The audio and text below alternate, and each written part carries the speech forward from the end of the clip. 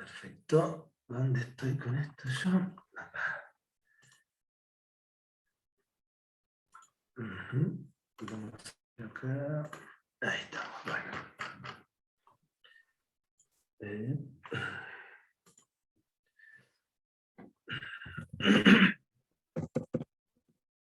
Y habíamos quedado, estoy adelantando porque estaba leyendo ahí.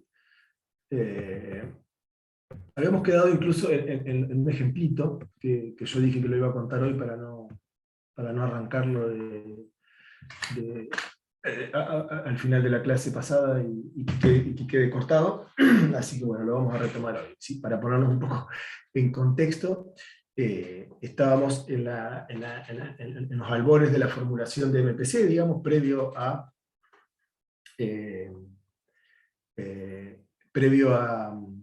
poder garantizar la estabilidad y todo ese tipo de cosas. Entonces, estábamos en la formulación básica del MPC, habíamos dicho que, así como estaban las cosas, el MPC, por un lado, simplificaba lo que era la implementación, la resolución y la aplicación del problema de control óptimo en general, como parte buena, y como parte mala, como cosas negativas, lo que tenía era que bueno, perdía un montón de las propiedades que, que venían dadas cuando se resuelve mediante programación dinámica el problema de control óptimo, que tienen que ver básicamente con la factibilidad recursiva, la estabilidad, etcétera, que todas ellas derivan de lo que habíamos definido como el principio de optimalidad de Bellman, que se cumple en programación dinámica, o la forma de resolver de programación dinámica. De hecho, programación dinámica hace uso explícito de ese principio, pero no se cumple en MPC, entonces, bueno, había que tener algún cuidadín para esas cosas. Bueno, en un primer ejemplo que habíamos mostrado,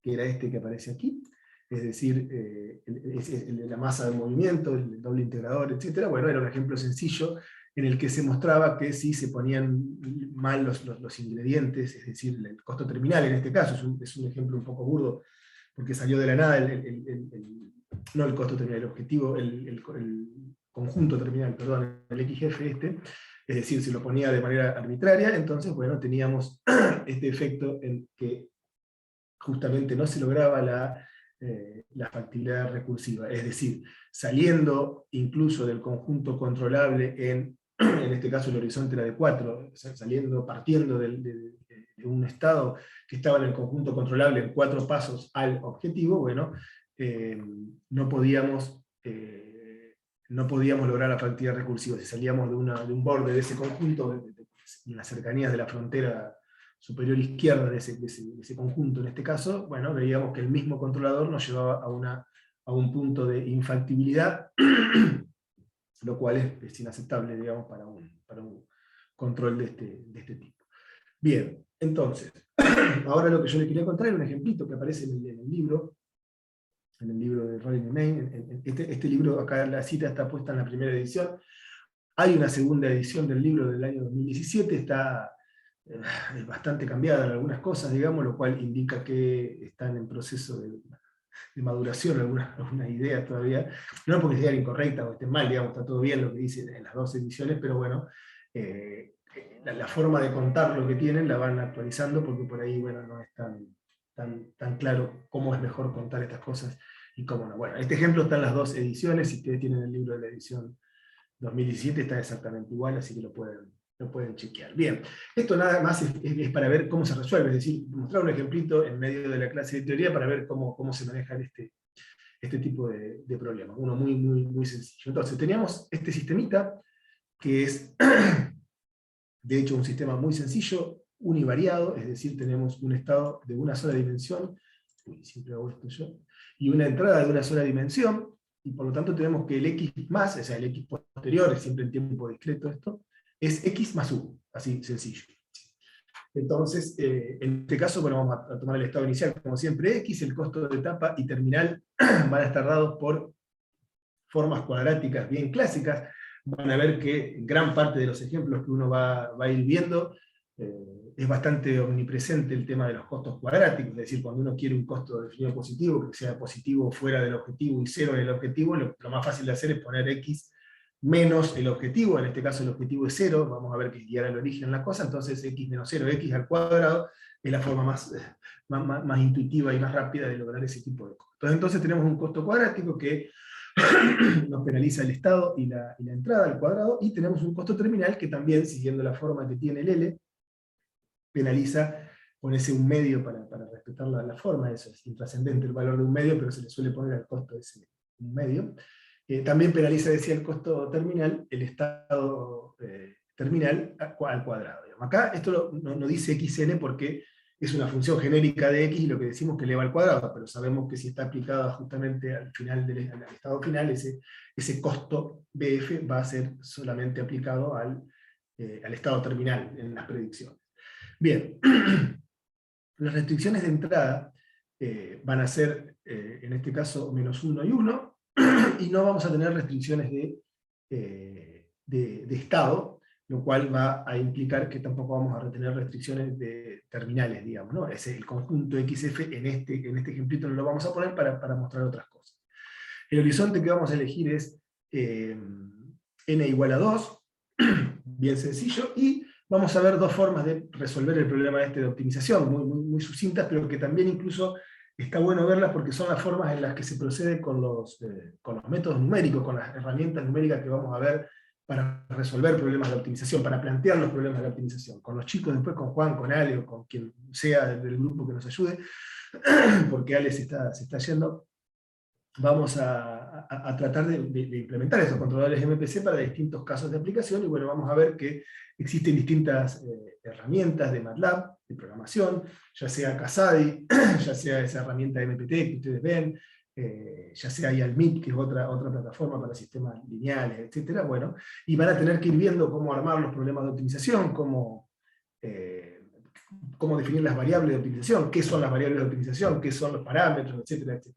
Desde un punto de vista más formal, más teórico, siempre habíamos dicho que en el problema de control óptimo, la única variable de optimización, por ahora, y en esta formulación simple, era la secuencia de entradas.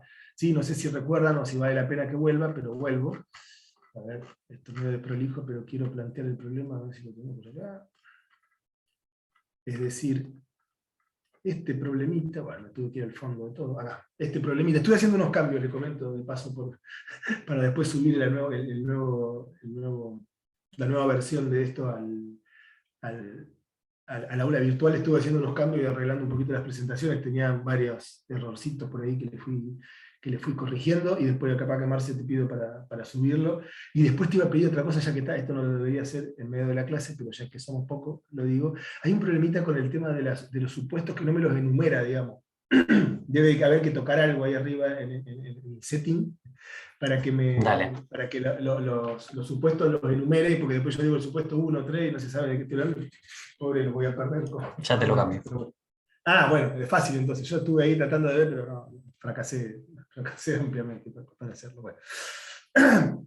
Decía entonces, este es el problema de control óptimo. En este caso, bueno, acá por ejemplo, una de las cosas que modifiqué, que desafortunadamente no estaban bien puestas, es el tema de los índices. Fíjense, y se lo aclaro para Martín en este caso, que como contexto general vamos a considerar, y para seguir un poco la anotación del libro y que no se generen confusiones, vamos a tener dos formas de indexar el tiempo, dos formas quiero decir. Vamos a llamar I al tiempo discreto, es tiempo discreto todo lo que está ahí, y no agrego mucho con lo que voy a decir, pero lo quiero aclarar. I va a ser el tiempo discreto en el que corre el lazo cerrado, es decir, el tiempo de la realidad, para decirlo de alguna manera, mientras que K va a ser el tiempo que usamos para las predicciones dentro del problema de optimización. ¿Sí? Hay una pequeña diferencia con eso. ¿Qué quiero decir? Cuando planteamos el control óptimo, como dije, K, y acá lo cambié, antes decía J, creo, estaba medio desactualizado esto, y pido disculpas del caso, bueno, este K es el índice que vive dentro del problema de optimización. ¿Sí? Pero, ¿qué pasa? En control óptimo, en programación dinámica, es lo mismo, porque yo aplico lo que digo que va a pasar en la predicción, digamos. Entonces, es como que no hay una diferencia entre el tiempo I y el tiempo K, es decir, el tiempo de la realidad y el tiempo de la predicción. Pero en MPC justamente pasa todo lo contrario. Hay una bruta diferencia entre lo que son los tiempos de predicción, las predicciones para un tiempo ficticio, por decirlo de alguna manera, que es el tiempo dentro de la optimización, y lo que realmente ocurre en la realidad. Entonces, bueno, pero volviendo a lo que quería decir acá, en este problema de optimización, habíamos dicho que U, bueno, está dicho por ahí, ¿no? Es la variable de optimización, y que los estados en realidad no, porque están atados a la U mediante el sistema, mediante el F que es conocido, es decir, mediante la ecuación dinámica del sistema. ¿Qué quiero decir con esto? El único parámetro aquí es X, que es el estado inicial, esta sí está bien perfecta la notación, es decir, el X0, 0 acá refiere a los índices K de la predicción, es el estado actual, que ese sí lo tengo que conocer, pero es un parámetro, y después las variables de optimización son las U's, en principio así como está puesto este problema. Bueno, acá también actualicé algunas cositas en el dibujo cuando planteo el problema acá actualicé esto, ¿ven? Antes decía tiempo K, ahora le puse tiempo K igual a I, porque en el problema de control óptimo mediante DP, el K y el I son lo mismo porque aplica lo que dice que va a aplicar en la realidad.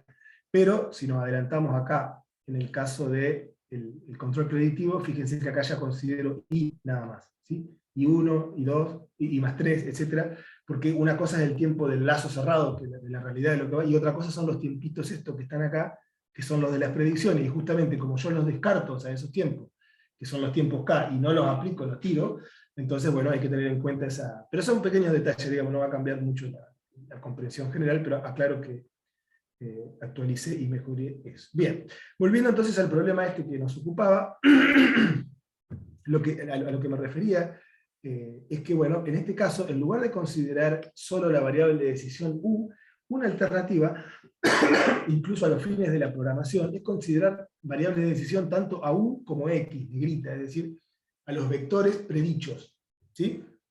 Y aquí tiene la mayor de las significancias la palabra predicho, porque, como acabo de decir antes, estos son los estados que yo voy a predecir según mi MPC, en cada optimización que voy a resolver, ¿sí? Entonces, yo puedo plantear perfectamente el problema de esta manera. Fíjense, habíamos dicho que el costo de etapa era cuadrático, el costo terminal también era cuadrático y tenía un horizonte de 2. Entonces, Bn me va a depender de qué cosa. Bn es el costo que quiero optimizar.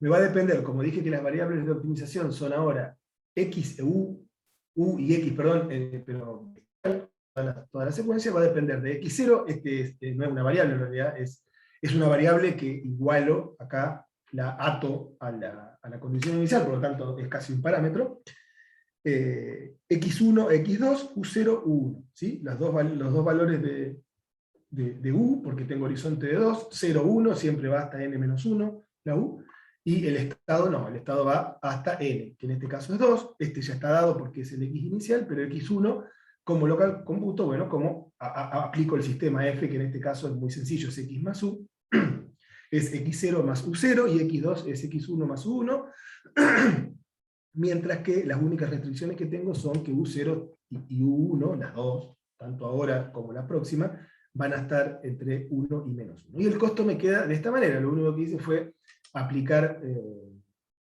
dos veces este costo de etapa y luego la restricción terminal, ¿sí? Un medio lo saco acá afuera y sumo los valores cuadráticos de cada una de las variables intervinientes, porque así definí el costo, ¿sí?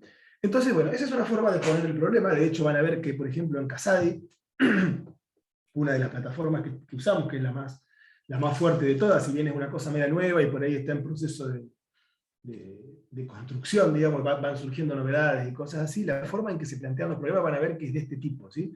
Es decir, uno tiene que definir las variables de optimización, tanto las V como las X, y después va armando el costo y va armando las restricciones etapa por etapa, digamos. Siempre la cosa está dividida por etapa, por costo de etapa. Etapa significa qué penalización le pongo yo a las variables en el tiempo K1, K2, K3 hasta N, ¿sí? Bueno, así más o menos se programa la cosa.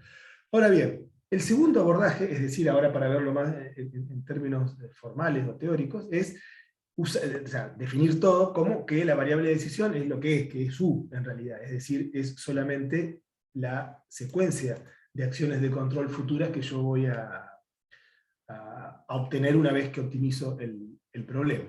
De hecho, las otras X, como bien quedó claro aquí, la X1 y la X2, bueno, la X0 viene ya dada, dependen de esas otras variables de optimización, de la U0 y la U1, por medio de las ecuaciones dinámicas, es decir, por medio del sistema. Entonces, el problema de control óptimo en este caso consiste en la minimización de ese costo que habíamos dicho antes, pero en términos solo de esta variable U negrita, que es, como dije, U0, U1, en forma transpuesta la ponemos para que haya una ordenación vectorial matricial. Bien, este costo, que es el mismo que acabamos de ver antes, lo ordené de una manera diferente, de manera de poder escribir esto de esta manera. Fíjense, es una ecuación cuadrática en U, pero cuadrática en el vector U, ¿sí? Es decir, esta ecuación tiene un término, digamos, lineal, o lineal o constante, que depende del X, que es el estado medido, que es el parámetro.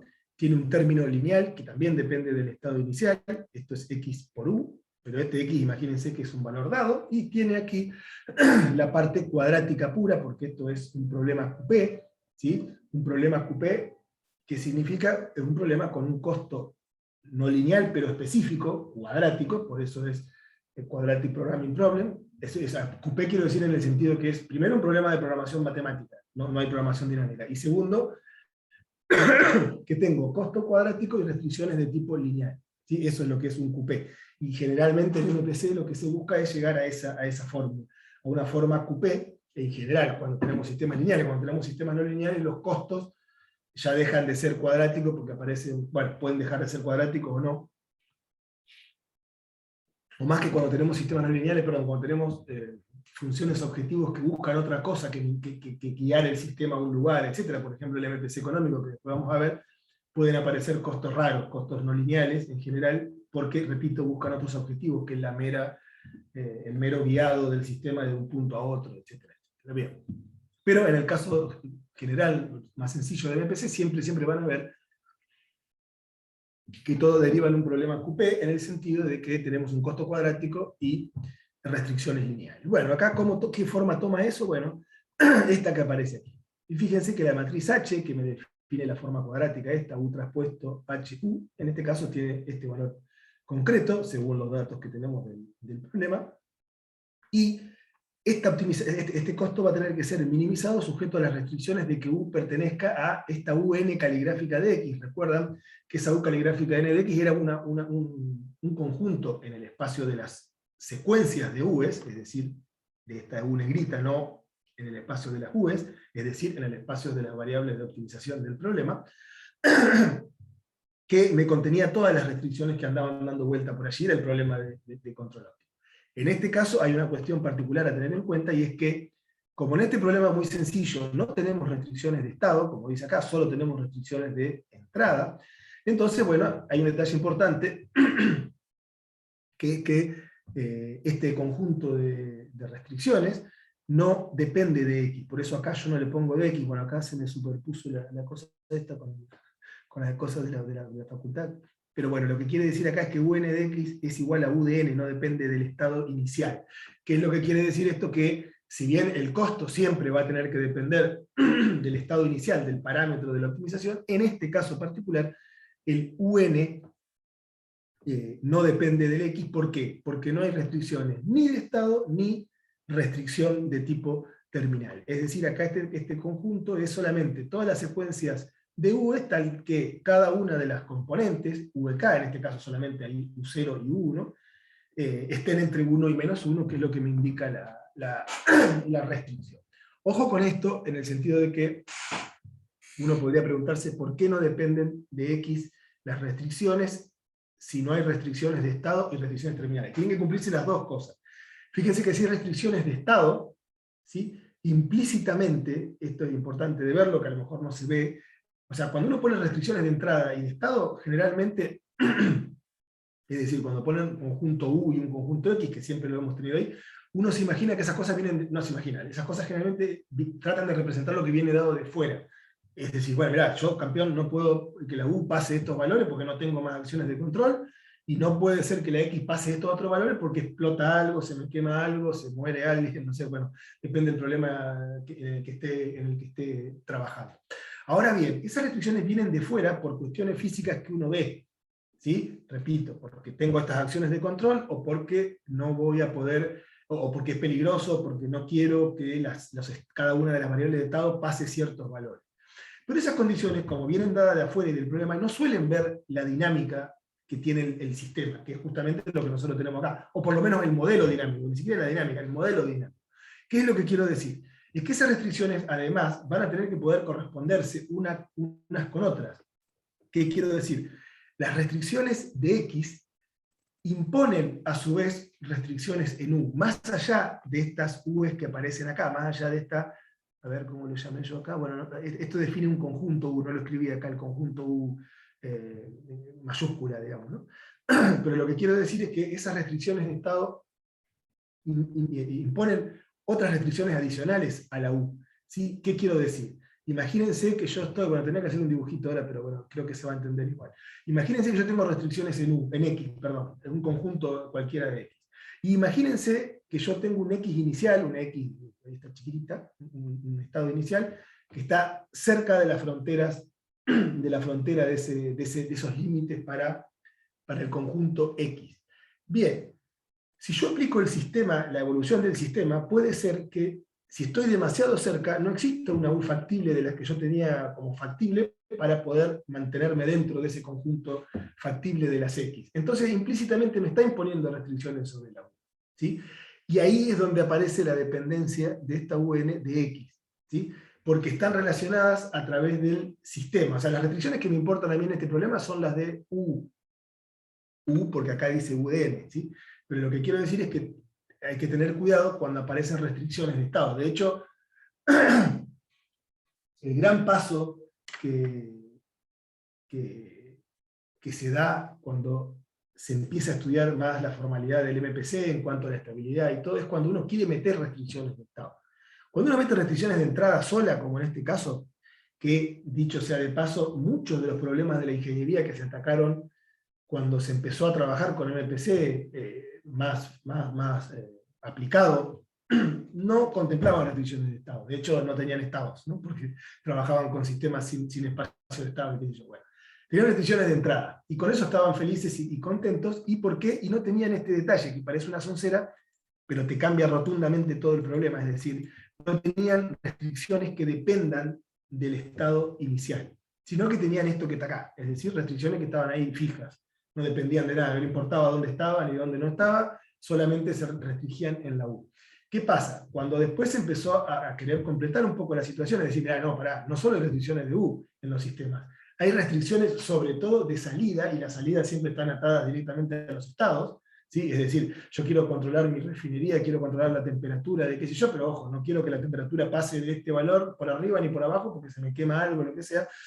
Ahí se empezó a complicar la cosa de manera indirecta. ¿Por qué? Porque esas restricciones en los estados, o en la salida si quieren, pero traducidas a estados, implícitamente me imponían restricciones en las entradas que dependían justamente de dónde estoy parado yo, en qué estado estoy parado yo. ¿Sí?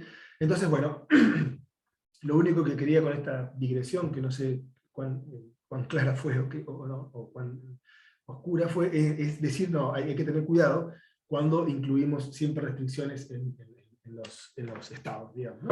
Que el MPC siempre están, digamos, después de los problemas particulares puede ser que se quiten, pero en general siempre están porque es una de las principales virtudes del MPC. Entonces, en la medida que aparezcan restricciones de estado, siempre va a haber que tener cuidado de que las restricciones del problema van a ser, ya sea en U, porque implícitamente aparecen en U, van a ser dependientes del estado actual, del parámetro del problema. Es decir, no solo el costo va a ser dependiente de X, sino de X del estado actual, sino que también las restricciones. Bueno, todo eso lo he dicho. En este ejemplo, sin embargo, no tenemos restricciones de estado, porque va por otro lado la cosa, y no tenemos restricciones terminales. Bueno, la restricción terminal también, de hecho, ahí se ve flagrantemente que depende del estado inicial. Es decir, yo le estoy pidiendo, ahora me refiero no a la restricción de estado común, sino a la restricción de que tengo que llegar en n pasos a un conjunto terminal.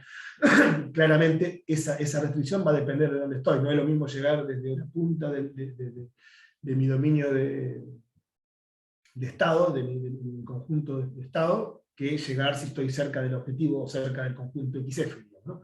Entonces claramente eso depende de dónde estoy. Pero bueno, volvamos al problema este. Decía que en esta segunda forma de resolverlo vamos a trabajar con U como única variable de optimización, que en definitiva lo es, y nos queda una forma cuadrática bastante explícita y sencilla de analizar, ¿sí? Es decir, repito de nuevo, tenemos un término acá constante, tenemos un término lineal, que dependen tanto el término constante como el lineal de x, de la condición inicial, del parámetro, y después tenemos un término cuadrático que depende solamente de la variable de optimización. Estos problemas, bueno, ya lo dije un poquito más adelante, son los problemas sucesivos que se van a ir resolviendo, porque ojo, esto es uno por vez, la estrategia de horizonte deslizante. Son problemas de programación cuadrática, QP. La solución para un estado inicial, por ejemplo, x igual a 10, x no está restringido, puede valer cualquier cosa, elegimos uno al azar si quieren, x igual a 10 es U0 de 0,10, esto significa en el tiempo 0 saliendo de 10. Recuerdan que lo que hacíamos siempre era esa notación. Acá poníamos el parámetro del que depende, que en este caso es x. Perdón, aquí poníamos el tiempo y aquí el parámetro, perdón. Aquí poníamos el tiempo, esta es la U predicha en el tiempo 0, o sea la primera, y acá tenemos el estado. Y en este caso la optimización nos daría que en ambos casos, para los dos estados, el 0 y el 1, el óptimo es -1. ¿Sí? De modo que la trayectoria de estados óptima, es decir, yo aplico ese -1 al sistema sencillo x más u, me va a quedar el x0, bueno, es 10 porque está dado, el x1, como lo único que hago es restarle 1, recuerden que el sistema es x más u, me queda 9 y el otro me queda 8, se empieza a bajar. Es decir, apliqué el óptimo que calculé. El valor de la función, en ese caso, óptimo, de bn0 en 10 es 124 para ponerle un valor. Ahora bien, resolviendo ese problema Pn, que no lo muestro acá, pero que ya lo conocemos, para un rango de estados iniciales que van desde -10 a 10, se puede obtener una ley de control óptima, que es la ley del MPC. Recuerdan que la ley del MPC la definíamos como capa de M. ¿Por qué? Porque era el primero de las leyes de control de la programación dinámica, lo que fuera. Bueno, no importa. El tema era que lo definíamos así y era la ley de control del MPC. Si ahora tomamos un rango de condiciones iniciales que van de -10 a 10, vamos a tener una ley de control sobre ese conjunto, es decir, una ley de control para cada uno de los valores iniciales de x, para ver cómo luce, digamos, ¿no? Que es lo que se muestra en la figura esta que sigue acá. Fíjense. Este gráfico, a no confundir, es u en función de x, porque acá lo podemos dibujar porque estamos en una dimensión. Si no, estos gráficos no son muy frecuentes en el MPC, que tenemos dimensiones más elevadas. Pero fíjense, acá aparece claramente una función tipo saturación, es decir, si yo estoy en estados cercanos al origen para cualquiera de los dos lados, tengo una forma lineal de la ley de control, mientras que cuando ya el estado se aleja del origen, que es donde yo lo quiero llevar, empieza a saturar. ¿Sí? De hecho, disculpen, acá pusimos este 10 acá, era -1, ¿por qué? Porque está muy lejos hacia la izquierda y el control satura, digamos. El control utiliza todo su... A ver acá... no, perdón, el estado es 10, está para la derecha y por lo tanto el control es -1, satura en -1 porque lo que hace es tratar de devolverlo. Bien, eso es lo que tenemos como asociar una ley a cada estado. Ahora bien, la ley de control de MPC, que es invariante en el tiempo, como ya vimos, ¿sí? Justamente para deshacernos de la varianza temporal de la ley de control que nos daba programación dinámica, lo que hicimos es esto, el MPC. Entonces el sistema controlado por MPC, es decir, utilizando la estrategia de horizonte deslizante, de aplicar solo la primera acción, queda como aparece aquí. ¿Sí? Esto es x más, igual a x más, lo único que hice fue reemplazar el u por esa ley de control implícita que me aparece en el MPC. Esa implícita, quiero decir, ojo, acá no tengo una función, una relación funcional. Ahora justamente la vamos a calcular porque es un problema muy sencillo y se puede, pero generalmente esta función es recontra implícita. Sale de resolver los problemas de optimización en línea, uno por cada tiempo, y no la conozco. O la conozco pero es implícita.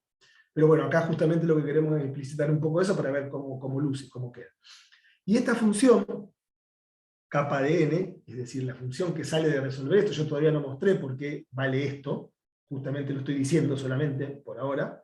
Esta función es la función de saturación de ¿qué cosa? De 3/5 de x. ¿Sí? Así quedan los numeritos, que es esto que vimos acá. ¿Sí? Bien, en ese caso, es decir, si yo aplico la estrategia de horizonte deslizante, es decir, no es que resolví el problema y chau, sino que lo voy aplicando y lo voy haciendo la estrategia de horizonte deslizante, solo aplico la primera acción, tiro todo al diablo el resto de la optimización, avanzo el sistema y vuelvo a resolver la optimización, y así sucesivamente. Entonces, en ese caso, se puede ver que el origen es exponencialmente estable, ¿sí? Logro la estabilidad del origen, que era lo que quería. Bueno, es para este caso, ¿no? Hay casos, naturalmente, si la complico, donde no necesariamente va a ocurrir, pero en este caso ocurre. Y aquí está esto, fíjense, este K es el mismo que acá, bueno, hay alguna cuestión, pero debería ser el I más que el K, porque es el tiempo del lazo cerrado, pero bueno, lo tomé prestado del libro y ahí lo usaron la notación K. ¿Qué es lo que quiero decir? Acá tengo el estado inicial en 10, y grafico el estado junto con la U, porque los dos son de dimensión 1, y lo puedo hacer. Fíjense que empieza en 10, como lo máximo que puedo hacer es reducir de una unidad, porque la U vale como mínimo -1, lo voy reduciendo todo con -1, es decir, la U queda saturada hasta el tiempo 8, donde justamente ¿qué pasa? Y el estado entra acá en el rango de linealidad, ¿sí? Es decir, entra entre estos valores -1, 8, no sé cuánto será, y 1, 8, en este caso positivo 1, 8, y ahí ya empieza la parte de la linealidad, y ahí el U empieza a compensar hasta justamente hacer que las dos variables, que es lo que yo quería, vayan asintóticamente al menos al origen. Ahora lo que vamos a hacer es una inspección un poquito más detallada de cómo luce el problema de optimización, justamente para ver qué es lo que está ocurriendo ahí adentro. Del MPC al menos cuadrático lineal y sin restricciones de estado. La función objetivo la vamos a escribir de esta manera, que es la misma que teníamos antes, es decir, acá aparece el H, aquí le vamos a llamar C de X en general, a esa cantidad que dependía de X, que era bastante sencillo porque era 2 y 1 por X, porque eran 2X por X, si recuerdan, y a dx, que la verdad que no importa porque es un término constante y no hace la cuestión, la vamos a llamar como 3 medios de X cuadrado. Esta función la podemos escribir de esta manera, hay que hacer unos pasitos aquí algebraicos, pero lo que quiero mostrar es que, fíjense que se puede poner como una U negrita menos una función a de x que tiene dimensión 2, porque recuerden que la U es el primer paso y el segundo paso de las acciones de control, una forma cuadrática, pero ya con una diferencia acá, es decir, U menos AX, U menos AX. Esta forma cuadrática tiene la particularidad de que solo vale 0 cuando U es igual a A. ¿Sí? Eso es lo que quiero mostrar. Más una E de X, que es un término perdón, que no depende de la variable de optimización U, sino que depende solo de los parámetros y que no hace a la optimización, si quiere. ¿Qué valen estas funciones? Si uno hace las cuentitas, bueno, esa función a de x vale menos h a la menos 1, o sea, la matriz h esta que habíamos definido acá, esta es perfectamente invertible, y lo que tengo que hacer es menos esa inversa, por c de x.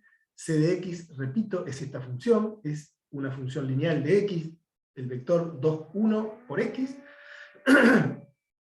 que la vamos a llamar K1 por X. K1, ¿qué es? Si uno hace h a la menos 1 por este vectorcito acá, le queda estas dos cantidades, es decir, menos 3/5 menos 1/5. Esa es la matriz, una matriz que yo acabo de nombrar así, que se llama K1. ¿Sí? ¿Qué es lo que quiero decir? Que esta función A de X es una función lineal, cuyo coeficiente es K1. Menos 3/5, 1/5 por X. ¿No? Aquí. E de X, bueno, tiene esta forma, que es 1 medio de A, bla, bla, más D de X, que D de X es 3 medios de X al cuadrado, pero, repito, eso todo depende del parámetro. Ahora bien, esta última forma en que anotamos el costo, se puede ver claramente que la solución de ese costo, es decir, si yo estoy buscando el mínimo, como es una forma cuadrática y esta cantidad bueno, no hace a la cuestión, la voy a obtener cuando este término se hace cero, es decir, cuando U es igual a de X, o dicho de otra manera, K1, perdón, por X. ¿Sí? De hecho, si uno plantea para ver esa condición de mínimo de este costo, esto está hecho bien, bien detalladito, bien numérico, esto es para hacer un ejercicio en papel y lápiz en realidad, que yo recomiendo que lo hagan para ver cómo quedan las optimizaciones y demás, para entender un poquito más qué está pasando ahí adentro, en cada optimización que yo resuelvo con el MPC. Decía, en este caso, si yo planteo el gradiente de esta función costo, me va a quedar de esta manera el gradiente en 1, naturalmente el gradiente tomando como variable la variable de optimización, me queda de esta forma, h por u más c de x. Pero si uno ve que c de x justamente tiene esta forma, acá, si acá reemplazo esta u por a, la forma a es h menos 1 de c, por lo tanto h por h menos 1 por c, esto es negativo porque era menos h, me queda c menos c, me queda 0. Es decir, claramente, por si no me creyeron, era bastante fácil de intuir, pero lo que estoy mostrando es que el gradiente me da 0 en el caso de reemplazar la variable u por ax. Bien, la ubicación de esa a de x en el espacio de las u's, de la secuencia de las u's, justamente este problema está puesto con una secuencia de 2 valores, con un horizonte de 2 para que se pueda mostrar, para x positivos al menos, es decir, para x iniciales, x siempre es el valor inicial positivo, se muestra en la figura que sigue de esta manera. ¿Qué es este gráfico medio estrafalario que pueden ver acá? Que, repito, es muy raro de ver este tipo de gráficos en el MPC porque tenemos más secuencias de entrada que son más grandes que 3 generalmente. Bueno, acá tenemos U0 y U1, es decir, los valores de la primera acción de control y de la segunda acción de control que me va a dar el problema de optimización. Acá, este cuadradito acá chiquito al borde superior derecho, tenemos justamente UN, o U2, porque el horizonte es 2. ¿Sí? Acá está el cerito es donde queremos llegar con las acciones de control finales, o que se corresponden con el estado inicial. Entonces estamos acá viendo el comportamiento en el espacio, decía, de las soluciones, de las U negritas, U0 y U1, para, repito, valores de X positivos. ¿Sí? Lo que quiero ver es cómo son esas soluciones para cada uno de los valores iniciales de X. Claramente el mínimo sin restricciones es a X igual a K1 de X, es decir, este es el mínimo, decía yo, sin restricciones, es decir, en el sentido de que si yo no me preocupo si esta cantidad pasa de menos 1 o 1, es decir, si yo no me preocupo si está dentro o no de esta cajita de restricciones, entonces esta línea que aparece acá es la función a de x o K1 por x, que es una función lineal, como dijimos, pasa por 0 y tiene su pendiente correspondiente. Ahora bien, lo que perdón, o sea, bueno, vamos un poquito más al fondo, dado que esa función es lineal y tal, se pueden calcular que a de x va a estar en el conjunto U2 siempre que x esté entre 0 y 5 tercios, si analizamos esta forma que está acá. Es decir, lo que estoy diciendo acá, esta línea se corresponde, repito, a valores de la solución irrestricta a de x para distintos x. Si x vale 0, estoy acá. Si x vale algo menor a 5 tercios, voy a estar todo por acá por esta línea. Si x vale exactamente 5 tercios, acá ya estoy en el borde, es decir, estoy saturando las restricciones. Y si x vale más que 5 tercios, por ejemplo acá x3, voy a estar siempre sobre esta línea, pero fuera de las restricciones. ¿Qué quiere decir eso? Es que esas condiciones iniciales van a ser tales que la solución del problema de optimización sin considerar restricciones va a violar las restricciones. Entonces, bueno, es una forma de ver qué pasa en ese caso. Entonces, bueno, para decirlo sin leerme todas estas cosas y demás, lo que hacemos acá es pararnos en determinados puntos, es decir, qué pasa si cuando yo largo en x igual a 2.25. En ese caso estoy por fuera de las restricciones, o sea que la solución del problema irrestricto no va a coincidir con la solución del problema restricto. Pero ¿qué pasa? Ahí puedo graficar estas elipsis. Estas elipsis, ¿qué son? Son las curvas de nivel de la función objetivo, ¿sí? En este caso, la función objetivo ni sabe que existen las restricciones, son de la función objetivo. ¿Y qué pasa? Y voy a ver, como esta función es una función cuadrática, que va creciendo, lo que tengo que ver es dónde toca de manera tangencial, o dicho de otra manera, si yo lo que hago es el gradiente de esa función, voy a ver que el gradiente de esta elipse, bueno, de la función costo, que lo puedo graficar con una flechita para una dirección, va a ser perpendicular, en este caso, en el caso de 2.25, a esta línea, ¿sí? Del cuadrado, en este caso, del conjunto de restricciones para la U. Si yo sigo aumentando un poquito más, x igual a 3, ahí llego hasta el borde, es decir, me voy a desplazar a medida que me voy aumentando acá y voy haciendo las curvas de nivel de la función para ver qué es lo que quiero ver y cuál es el menor valor de la función objetivo, pero que esté dentro de las restricciones. Yo no puedo ponerme acá adentro porque estoy fuera de la restricción. Tengo que ponerme acá.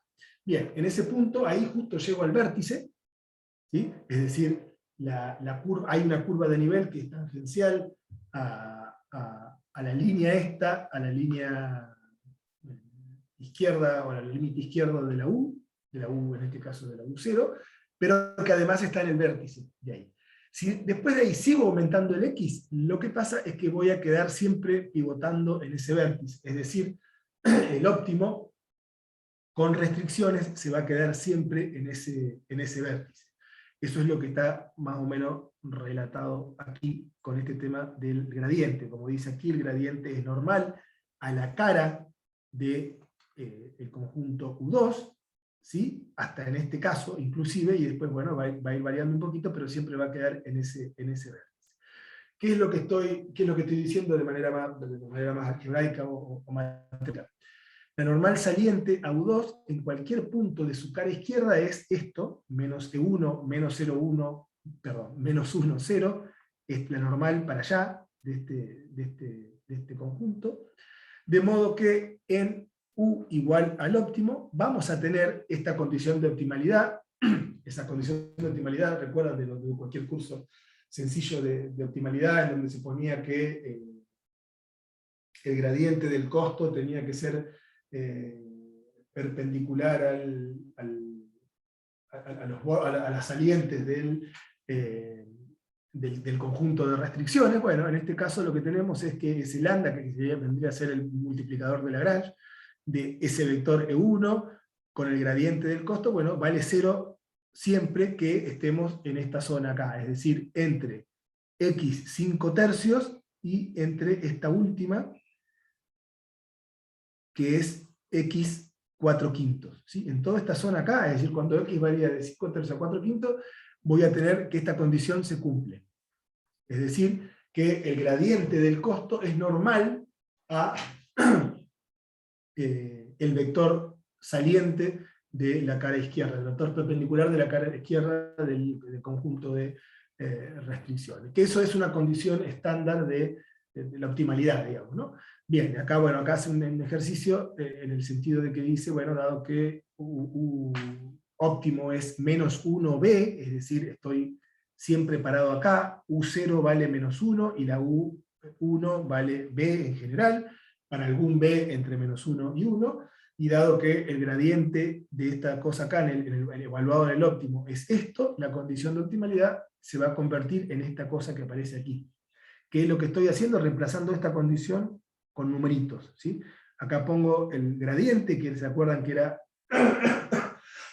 dependía del h, permiso que me voy para acá un poquito, h por u, en este caso la óptima, menos c de x, que c de x tenía una forma también bastante sencilla, este 21x, y bueno, este 21x es la c, y acá pongo justamente el u óptimo, para saber cómo va dando esa condición evaluado en cada uno de los puntos. Es decir, quiero saber el multiplicador de Lagrange, este que me aparece acá, qué valor me va a dar. Y bueno, en ese caso, si resuelvo esta ecuación, es decir, para b, que es la segunda componente de la acción de control, y el multiplicador de Lagrange, voy a tener estas condiciones acá, que dependen de qué, justamente del estado inicial. Entonces, esto también, me he hecho mucho vueltita de tuerca, pero es todo para hacerlo algebraico y para graficar un poco qué ocurre con estos problemas. En este caso, bueno, el U0, o sea, el U óptimo, se puede escribir como una constante B2 más K2, otra constante, pero multiplicada por X. B2 en este caso sale que es menos 1 un medio, y K2 es 0 un medio, y esto va a cumplirse para todo X que esté entre 5 y 3, que era lo que habíamos dicho acá. Bien, sí, el límite yo acá me había equivocado, el límite es X igual a 3. Con X igual a 3 ya estoy en el borde, en el vértice. Si sigo aumentando X, voy a seguir en ese borde, pero el último valorcito de X creciendo es X igual a 3. Entonces, bueno, en ese contexto tengo estos valores. Ahora, para X, justamente, que valga entre 3 e infinito, es decir, si yo sigo subiendo el X, en este caso, bueno, la U ya queda clavada en menos 1, que es este vértice que está acá. ¿Sí? Es decir, lo que hicimos fue mostrar cómo funciona la optimalidad en términos de cuando la condición inicial va creciendo. Bueno, en resumen, lo que tengo es que acá puedo lograr una forma explícita de cómo va a ir quedando la acción de control óptima, dependiendo de dónde estoy parado, de cuál es el X inicial. Es decir, si X está entre 0 y 5 tercios, la U óptima va a ser esta forma lineal, es decir, eso que dije al principio, lo que hace acá es explicar por qué ocurre eso. Si X está entre 5, o sea, fíjense que acá es la zona de linealidad, esta primera parte es esto, este segmento acá. Ahora bien, si X está entre 5 y tercio y 3, la U va a tener esta forma que no es lineal, sino que es afín, es decir, se va a desplazar sobre la cara izquierda de esa restricción, de ese conjunto de restricción, y después, cuando X ya pasa el 3, si acá tengo 3 segmentos, de 0 a 5 tercios, de 5 tercios bueno, acá habría que abrir los conjuntos para que no se superpongan, aunque no, también podrían ser cerrados porque coinciden estas cosas en los bordes. Decía, cuando ya X pasó del valor último que es 3, ya la U óptima queda clavada en B3, que como dijimos, B3, no sé si lo dije por acá, pero acá está, B3 es menos 1, 1, es decir, ese vértice inferior. Es decir, estoy acá en este escenario. Ojo, acá estoy haciendo todo el gráfico para valores iniciales de X. Fíjense que acá estamos jugando no en la dinámica, nada, solo estamos jugando en el programa de optimización, es decir, quiero ver cuál es mi parámetro, cuál es mi estado inicial, y a partir de eso, cuál va a ser mi acción de control. Y acá estamos considerando X positivo. Si tengo X negativo, voy a tener el mismo dibujito simétrico, pero para el otro lado, para acá, digamos, ¿no? Bien. Pero la cuestión es que acá pude establecer entonces la distinta ley de control. Si acá la completamos, justamente para valores positivos y negativos de X, la ley de control de MPC-KN puede estar descrita de esta manera. ¿Sí? Es decir, para X menor a menos 3, vale 1, etcétera, etcétera. Bueno, acá está todo el mapa, digamos, está generalizado esto de cómo es la acción de control, digamos, ¿no? La acción de control, en este caso la primera, porque estoy hablando de capa N, ¿sí? Acá lo que me daba era la primera y la segunda, pero yo solo aplico la primera y la otra la descarto. ¿Sí? Bien. ¿Esto a qué refiere un poco esto? Bueno, refiere a que cuando pasamos del problema de optimización irrestricto al problema de optimización restricto, en realidad lo que ocurre es, de alguna manera, una partición del espacio de estado, y hay una ley de control para cada partición de ese espacio de estado. ¿Sí? No sé si recordás, bueno, Martín, cuando veíamos al principio, vimos el ejemplito de el doble integrador, cuando se consideraban las restricciones desde el comienzo, o sea, dentro del problema, y cuando no se las consideraban, etc. Y había como una partición del espacio-estado. En ese caso el espacio-estado tenía 2 dimensiones, acá el espacio-estado tiene 1, por eso solo vamos dividiendo por segmentos. Pero en el caso general, lo que está diciendo esto es que en general puede costar mucho trabajo, y por lo general no se hace, pero a veces sí. Lo que se puede hacer es o sea, en lo que deriva la idea de esta de aplicar el horizonte deslizante es que se hace una partición del espacio de estado, ¿sí? Es decir, una partición de conjuntos disjuntos, pero que sumados forman el total del conjunto de las X factibles, y que dentro de cada uno de esos conjuntos opera una ley de control fija. ¿Sí? Y en este caso, si sistema es lineal, la ley es lineal. ¿Sí? Lineal o afín, me refiero, ¿no? Y de hecho, esto es una información adicional, existen formulaciones de MPC o estrategias de MPC que trabajan así, es decir, que se matan para un problema determinado resolviendo esa partición. Lo que ocurre es que esa partición puede ser una porquería y puede particionarse en espacios grandes, en R3 nomás, se puede particionar en, no sé, una cantidad gigantesca de subconjuntos, pero lo que tiene de bueno eso, un segundito por favor, ya estoy de vuelta.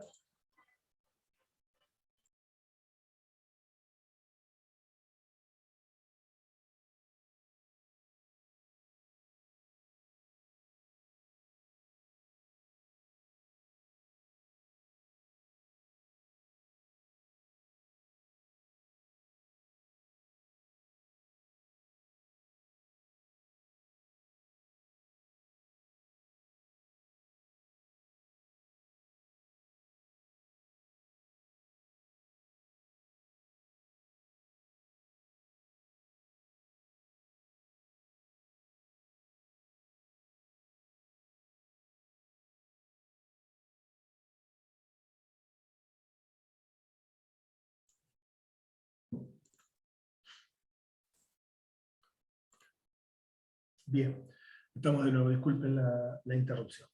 Entonces, decía, eso, no sé si fue muy gráfico, Martín, cualquier cosa vos me dirás si fue muy clara la explicación, pero a lo que apunta esto, es un ejemplo muy sencillo, es que se puede incluso pensar en una especie de MPC que en lugar de tener que resolver un problema de optimización en cada instante, se resuelva se haga un análisis de este tipo, de lo cual es muy computacionalmente y demás, para poder establecer una especie de tablita. Es decir, primero definir los conjuntos, los subconjuntos, en donde va a operar cada ley de control fija, y a partir de eso,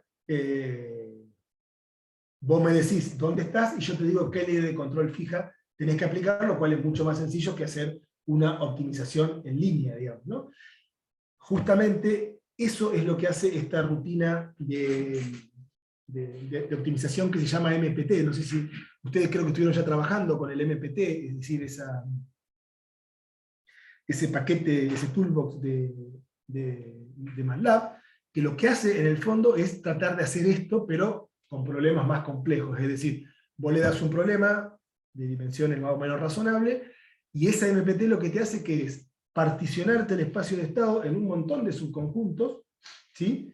Que juntos forman el espacio total, y obtenerte una ley fija, depende si el sistema como este es lineal, es una ley afín, una ley de control afín, para cada uno de esos subespacios. Entonces después cuando vos lo vas a aplicar es una tablita, es decir, decime dónde está, y yo te digo qué ley de control aplicar, y no tenés que resolver el problema de optimización. Es una estrategia que tuvo su momento de gloria hace unos cuantos años, en el contexto de MPC, pero después pasó un poco de moda porque en problemas de interés te da una partición de muchísimos subconjuntos, lo cual era más complicado que resolver el problema en línea. Pero bueno, nada.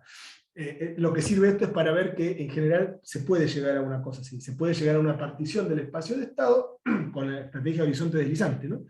a una partición del espacio de estado tal que para cada estado inicial en algún conjunto de esa partición yo te doy una ley de control fija. ¿Sí? Fija quiero decir afín o relativamente sencilla, no que sale de una optimización.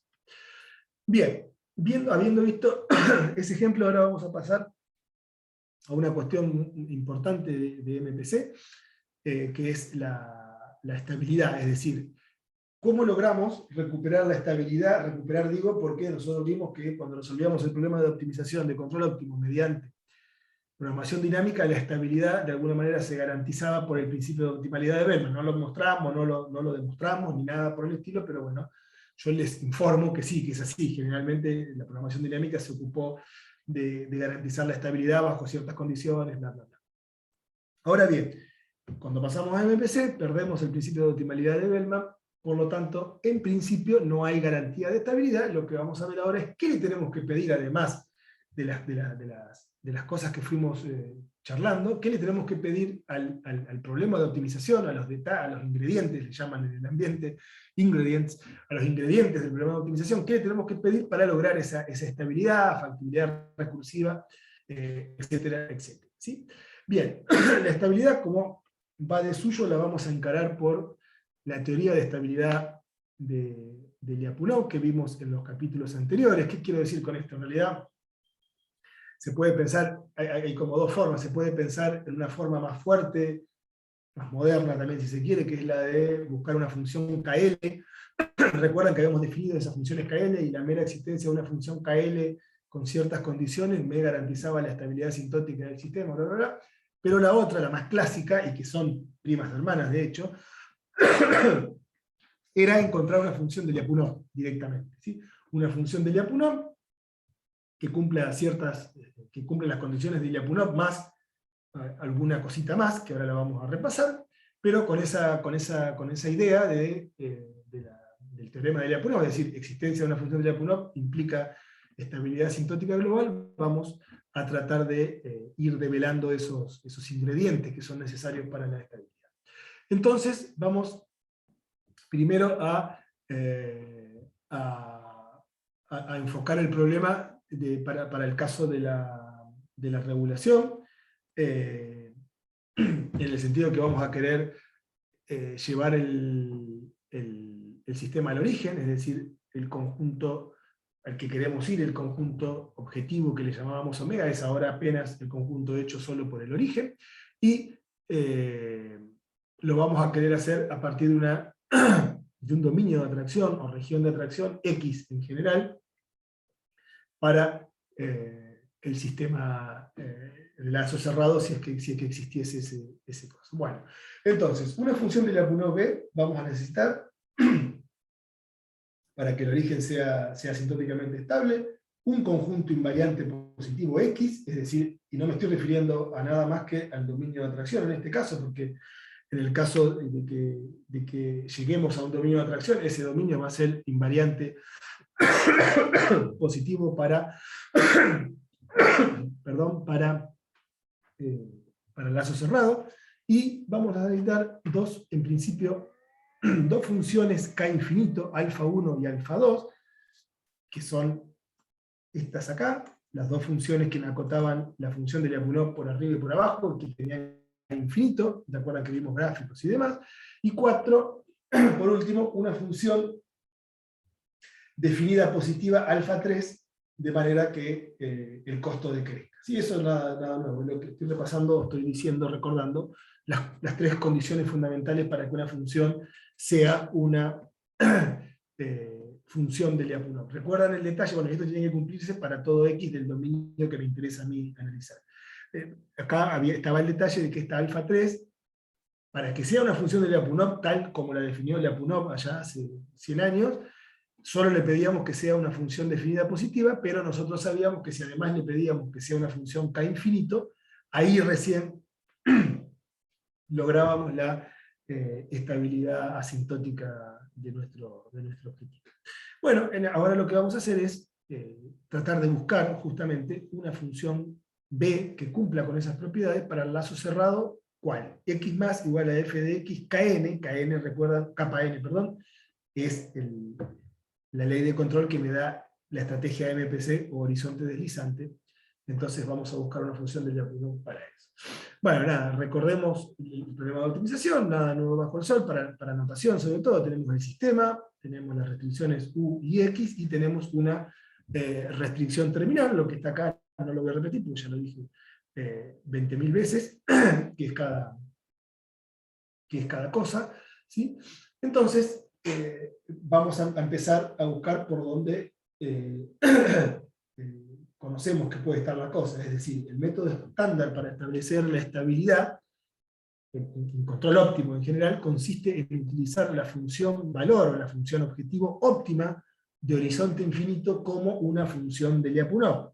Es decir, esta función, así como está, no puede ser una función de Lyapunov porque depende de x y de u. Ahora, si nosotros resolvemos ese problema de optimización tiempo a tiempo, eso sí ya va a depender solamente de x, y es justamente nuestro candidato ideal para utilizarlo como función de Lyapunov. Implícito, todo lo que quiera, porque la función óptima, la función objetivo óptima la tengo que ir calculando a medida que voy resolviendo un problema de optimización, en general no lineal, qué sé yo, puede dar cualquier cosa eso, o sea, por eso es implícito. Bien, y yo decía que en el ámbito del control óptimo, siempre se trabaja con la función objetivo, el valor óptimo de horizonte infinito.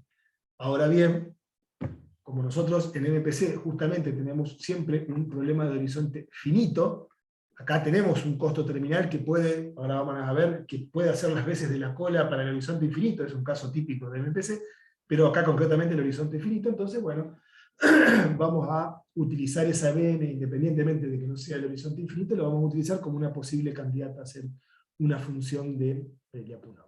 Bajo las suposiciones bien sencillas sobre el costo de etapa L, se puede mostrar que esta función, nuestro flamante candidato a función de Lyapunov, Bn, recuerden siempre con el 0 acá, porque estamos hablando de la función óptima, decía, bajo suposiciones sencillas del costo de etapa, se puede garantizar que la condición 1 de las funciones de Lyapunov se cumple.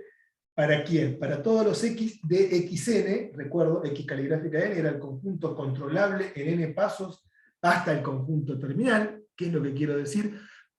Que esta condición es bastante sencilla de cumplir, es decir, meter una función que me acote por debajo, una función k infinita que me acote por debajo a esta función b, imagínense, es bastante sencillo, en tanto que, bueno, si está bien definido la función es L, y bueno, BF podría decirse también. Ahora bien, el objetivo ahora es mostrar, o sea, no nos va a preocupar mucho, quiero decir, el objetivo 1, que es bastante sencillo de cumplir.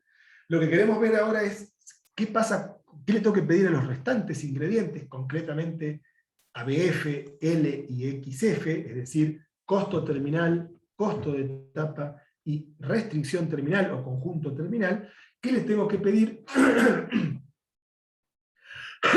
para que se cumpla la tercera de las condiciones de Lyapunov, que es la más, si se quiere, complicadita de resolver? ¿Sí? Es decir, lo que digo que quiero cumplir esta condición que aparece acá, que es la condición de Lyapunov esta, pero puesto ya en términos de nuestro candidato, que es la función de costo óptima. Es decir, quiero que la función de costo óptima evaluada en el sistema un paso más adelante, pero incluso con la ley de control del MPC, sea menor o igual que la función de costo evaluada en el estado actual, de donde partí, menos un costo de etapa, siempre, repito, teniendo en cuenta la ley de control KR. ¿Sí? Bien. Entonces, y esto, bueno, lo tengo que cumplir naturalmente para todo X caligráfico N, es decir, para todo el dominio de atracción. Dije la condición 1, y ahora me estoy preocupando a continuación por la condición 3. La condición 2, que exige una cota superior para Bn, así como parece de sencilla, es algo más difícil de lograr, digamos, no porque sea más complicado de entender, pero aún así se van a establecer diferentes condiciones para cumplirla, a esa condición 2, es decir, a esta. ¿Sí? Esta condición es complicada de cumplir en términos globales, para todo xn. Por ahí van a ver que es fácil cumplirla para xf, para el dominio, para la vecindad del origen, es decir, para el conjunto terminal ahí cerquita del origen, pero no cuando nos alejamos, pero bueno, vamos a ver algunas condiciones o hipótesis para poder cumplirla y así establecer la estabilidad asintótica del origen. Bien, condiciones de estabilidad. Vamos con el repaso. Entonces, primero para mostrar de manera sencilla cómo se cumple la propiedad 3 de la función de Lyapunov. Si se cumple que BF y XF son las condiciones, son los ingredientes esenciales en este tema de cumplir la condición 3 de la función de Lyapunov. Entonces, vamos a enfocarnos sobre eso. Pero para que se entienda bien, decía primero, vamos a empezar en el caso en que no hay restricciones ni de estado ni restricción terminal, y después las vamos a agregar para que quede bien clarito cómo son las cosas que van surgiendo en un caso y en el otro. Bien, entonces, ahora tenemos de nuevo, como vimos en el ejemplo, nos viene bien en ese caso recordar el ejemplo, que el conjunto U caligráfico N va a ser U a la N, es decir, es las restricciones de estado compuestas N veces, y no depende de X. ¿Por qué? Porque no tenemos restricciones de estado ni terminal, solo tenemos restricciones en las entradas U, ¿sí? Entonces, para este caso, claramente, yo sé que parece trivial y que estoy hablando de X y F primero y después digo que X y F es todo Rnx, pero van a ver que tiene sentido cuando lo vayamos desarrollando. Decía, en este caso el conjunto XJ, es decir, el conjunto controlable en J pasos a la región terminal, va a ser siempre Rn de X, porque X y XF son todo R de N de X para todos los J posibles. Ahora bien, sea X un estado en Xn, que es, de nuevo, todo Rnx, en el tiempo cero, entonces, bueno, tenemos que el costo óptimo lo definimos tan sencillamente como esto, es decir, el costo evaluado en la secuencia de controles óptimas, siempre todo dependiente de X, que es el parámetro. Esta U negrita óptima la definimos, como ya sabemos, como la secuencia de valores óptimos, siempre con el cerito acá arriba para denotar que es la secuencia de controles óptimas cuando yo salgo de X, ¿sí? Acá el único parámetro que me aparece es X, es decir, no hay tiempo involucrado. De hecho estamos preparando con ayuda de otra gente, ver cómo quedan estas cosas cuando tenemos sistemas variantes en el tiempo, pero bueno, eso es otra cosa. Por acá, por el momento, por ahora, decía, lo único que cambia las cosas es X, es decir, el estado inicial. Entonces, esta secuencia de controles óptimos tiene como único parámetro a X. Ahora bien, también podemos escribir la secuencia de estados óptimas, es decir, sencillamente si yo agarro, esta secuencia de controles óptimos y la aplico al sistema n veces, obtengo la secuencia que se llama X negrita con el cerito arriba, que es la secuencia de estados óptimos, ¿sí? Que como las entradas van desde 0 hasta n-1, esta van desde 0, este ya está dado, este valor es igual a X, hasta el último que es X0n, porque el U0 n-1 aplicado en el sistema me da el Xn. Bien, como decía, el X en 0 es el mismo X, porque no hice nada, es el estado inicial, y además tengo el detalle, no tan trivial por ahí, de que el primero de los estados óptimos, como estoy suponiendo, no lo dije en realidad, pero sí lo estoy suponiendo implícitamente, que no hay diferencia entre lo que es la realidad y lo que es el modelo que utiliza el MPC, ¿sí? Entonces el estado posterior, el estado al tiempo 1, es el estado X+. El estado X+ significa el estado posterior cuando yo hago andar el sistema en la realidad, digamos, ¿no? Más allá del lazo cerrado.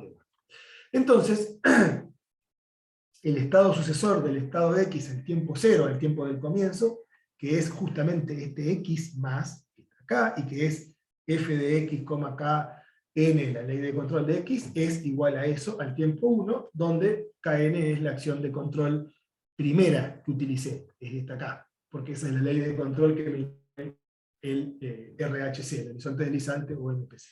Bien, en este caso definimos también lo que es el control óptimo, pero para el estado sucesor, es decir, el control óptimo cuando el costo óptimo, perdón, no control, costo óptimo cuando largo de X+. Es decir, mi parámetro ahora en lugar de ser X es X+, y X+ es esto, y tengo un control óptimo, un costo óptimo que es este. ¿Cuál es? El costo evaluado en una secuencia de controles óptimas en el tiempo posterior. Es decir, si yo ahora el parámetro de inicio ya no es más X, sino que es el XK+1 o el X+, como se llama acá, tengo esta secuencia de controles, que es otra distinta que esta, ¿no? Acá tenía, esta secuencia era la óptima para saliendo de X. Esta es la óptima partiendo de X más. Ahora bien, la comparación directa que yo quiero hacer, si uno recuerda la condición 3 de la función de Lyapunov, sería este costo en el tiempo posterior con este costo en el tiempo actual. Esa comparación, claramente, en este caso, no es sencilla, y no es directa ni sencilla. En el caso de programación dinámica sí lo era, porque el horizonte se iba cortando, entonces directamente una era la cola de la otra, entonces la comparación era directamente un costo de etapa, era bien sencilla y directa.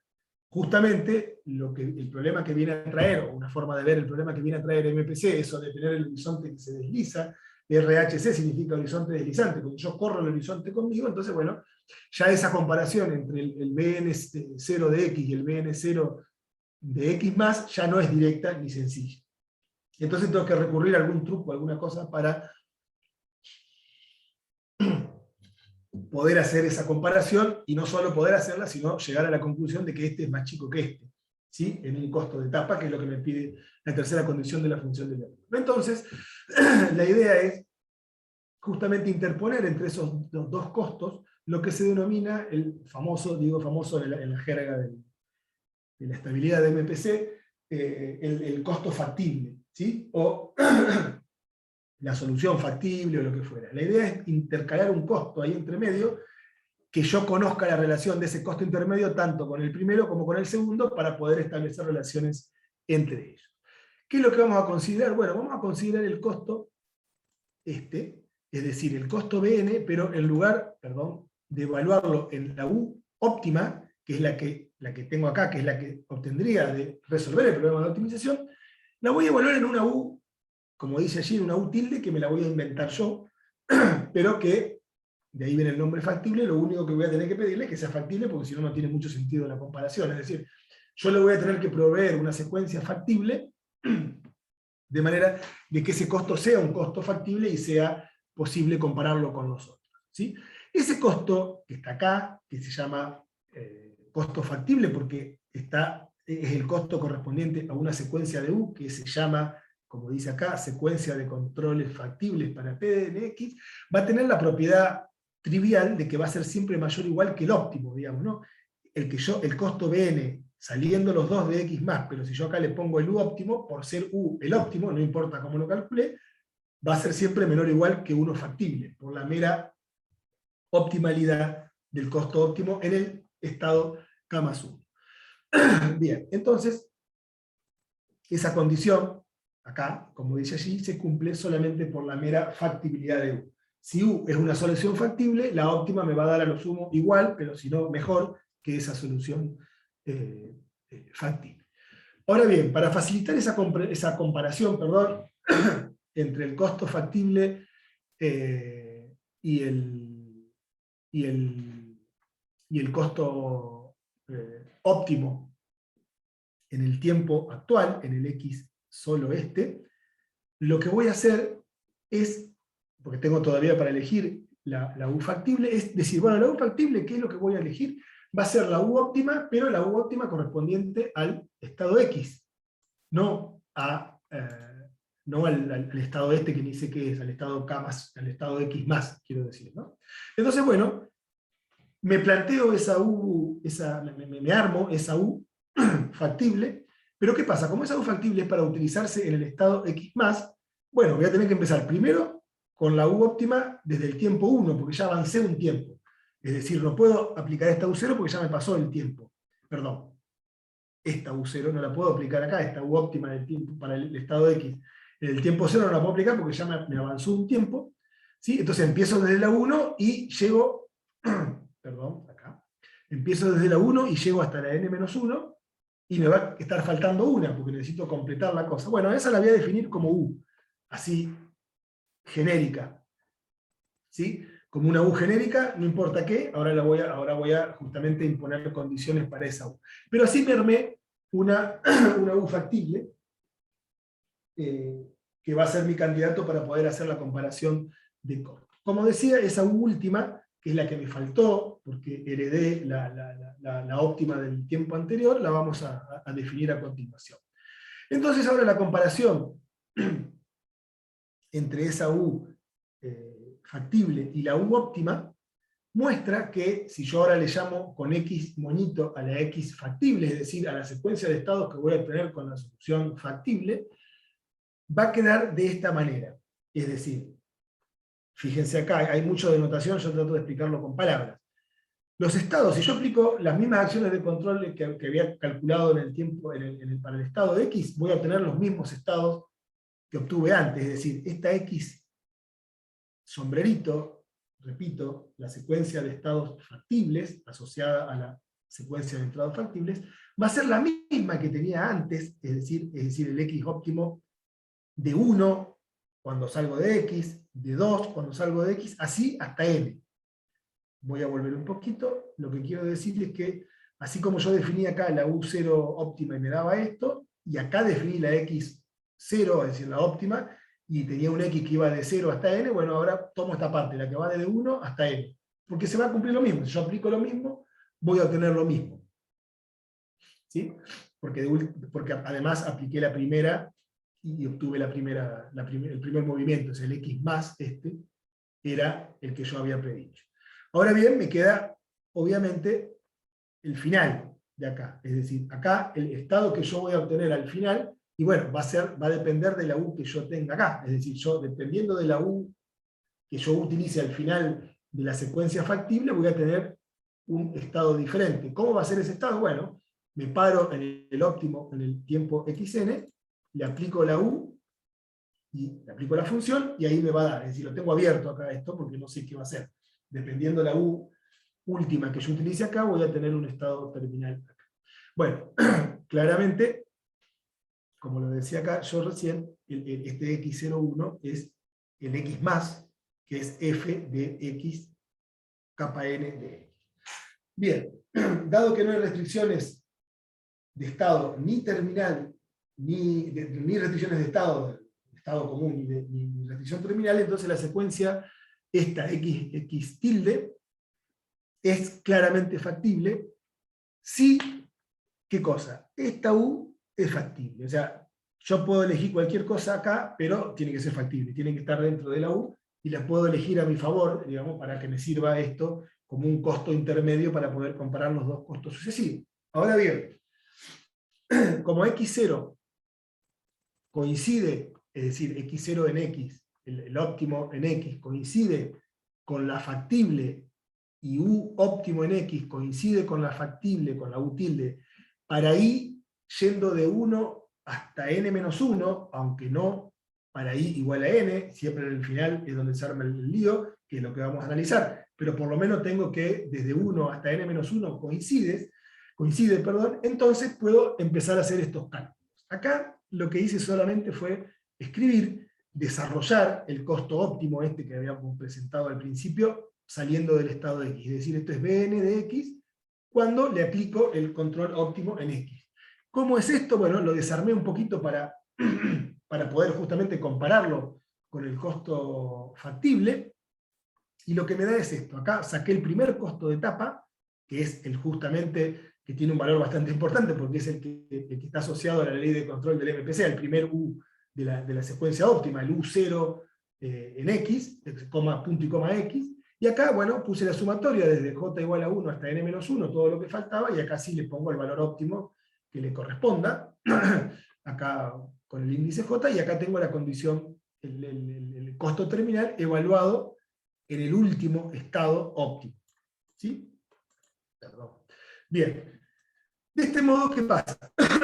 Si yo ahora lo comparo a esto, ¿con qué cosa? Con el costo factible, pero siempre saliendo del estado posterior, porque eso es lo que tengo ahora, pero con la U tilde, fíjense que es lo mismo, o sea, esos costos coinciden en gran parte. ¿Por qué? Porque utilicé una solución factible que era la solución óptima del tiempo anterior. Es decir, este costo factible saliendo de X más es igual a todo este costo, que está acá, el costo óptimo en el estado X, siempre y cuando le reste, lo que le resto lo pongo en verde, y lo que le sumo lo pongo en rojo para que se haga la comparación con el dibujito que voy a mostrar, siempre y cuando le reste, ¿qué cosa? Bueno, el costo de etapa inicial, es decir, el X y kappa n de X, le reste el costo terminal que está acá, porque ya no me va a aparecer eso en el costo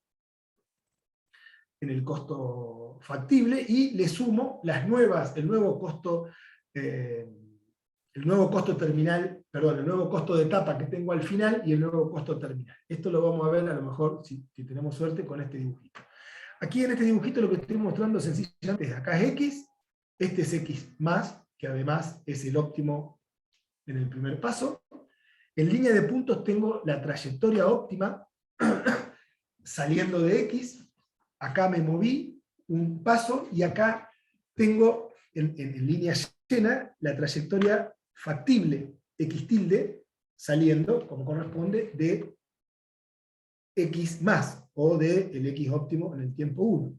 Fíjense, como el horizonte n, el tamaño del horizonte n queda fijo, yo no termino donde terminaba antes, sino que me tengo que pasar un paso, es decir, acá la línea de punto va desde X hasta n acá, pero la línea llena, como empezó un tiempo más tarde, avanza un pasito más.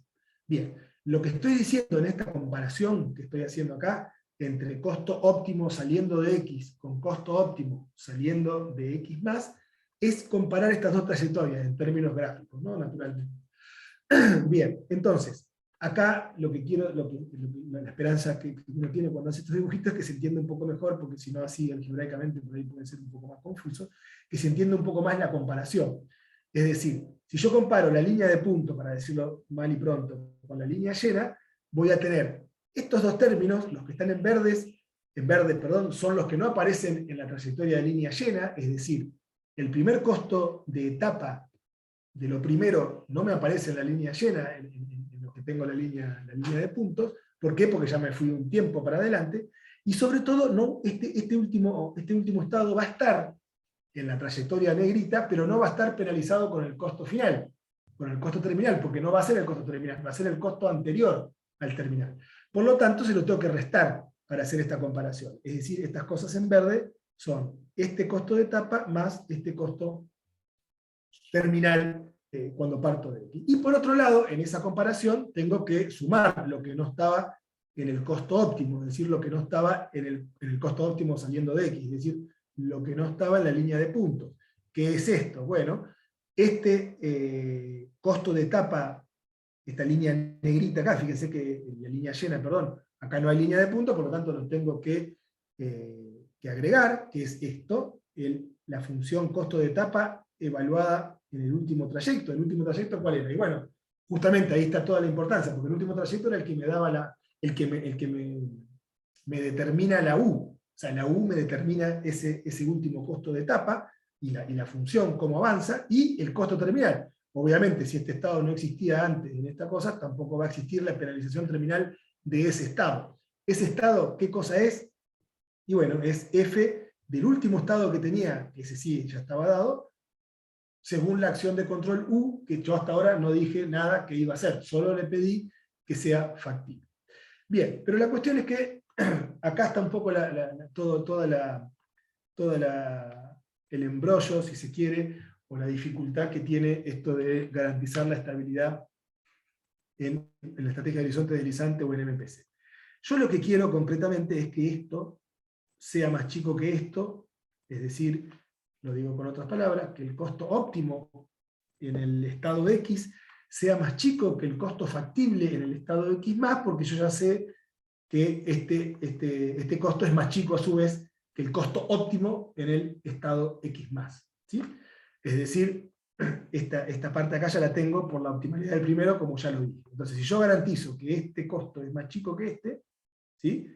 Ya voy a garantizar que este costo es más chico también que este. Es decir, costos óptimos en estado X y en estado X más, en estados sucesivos, van a tener el decrecimiento justamente que yo quiero para lograr la tercera condición de la función de Lyapunov. Bueno, ya sé que no es un decrecimiento solo lo que necesito, sino un decrecimiento que tenga una determinada tasa de crecimiento, bla, bla, bla, pero bueno, ahora vamos a ver cómo conseguir. La cuestión es que si uno revisa o ve esta condición acá, va a llegar a que esta condición que está acá, es decir, y ahora sí lo pongo bien en la forma en que me aparecería en la tercera condición de Lyapunov, el costo óptimo en el estado posterior, según el MPC, menos el costo óptimo en el estado actual, X, va a ser menor o igual que un costo de etapa, el costo de etapa de ese estado y de la acción de control del lazo cerrado de MPC para todo X, en RNX, porque acá no tengo restricciones, sí y solo sí, o sea, siempre que se cumpla esta condición que aparece acá. Fíjense, que el costo terminal de B de f de x, u menos bf de x más un costo de etapa sea menor o igual a 0. Ojo con esto. Acá lo estoy poniendo en términos de nada, de x y de u en general. Pero lo que estoy diciendo acá, esta desigualdad acá, es esto que me aparece acá.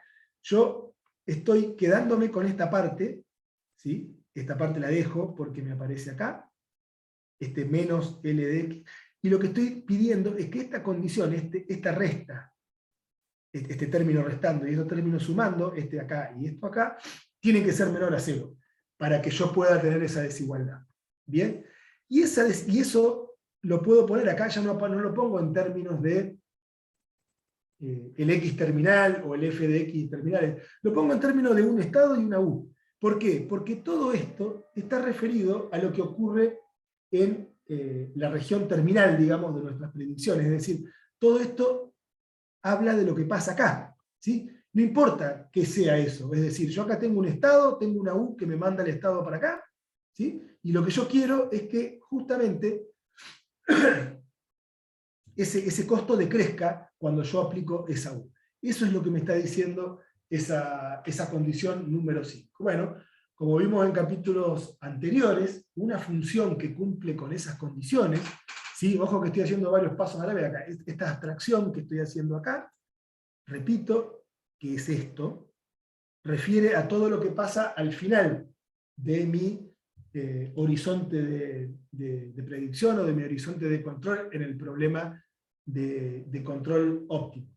Y de ahí viene un poco esta propiedad, digamos, contraintuitiva o algo oscura, en el sentido de que todo lo que vaya a ocurrir al final de mi predicción va a ser lo que me va a terminar determinando si logro la estabilidad o no del control.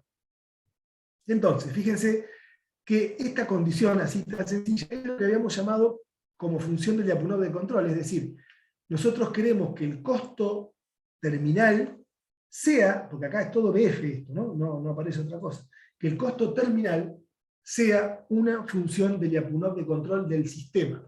¿Por qué? Porque esta U está libre todavía, esta U es la que yo tengo que elegir, ¿sí? Y una función del Lyapunov de control lo que me dice solamente es, mira, con que exista una U que me cumpla con esto, ya está, ¿sí? Que es lo que estoy diciendo acá, siempre que exista una U factible. Bueno, la definición de una función del Lyapunov de control ya justamente me garantiza eso, me incorpora el tema de que la U esté restricta. Entonces, bueno, nada, lo que dice acá es justamente que si yo consigo, diciéndolo mal y pronto, si yo consigo que en mi función, un poquito,